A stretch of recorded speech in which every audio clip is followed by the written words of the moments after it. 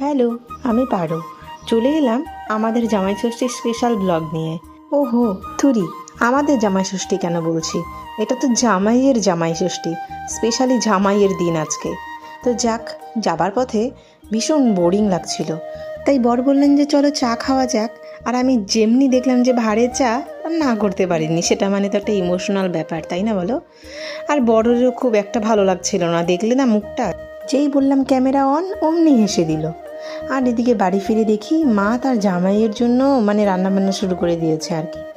এদিকে দেখো, এদিকে আমার এই ছোট্ট জামাই রাজা, তাকেও বা কেন বাদ দেই বলো? তাকেও সাজিয়ে গুছিয়ে পাত পেরে খেতে দেওয়া হয়েছে। সে যে কি খাচ্ছে তোমরাই দেখো একবার। মানে কি আর বলি, তবে যাক, মজা তো নিয়েছে।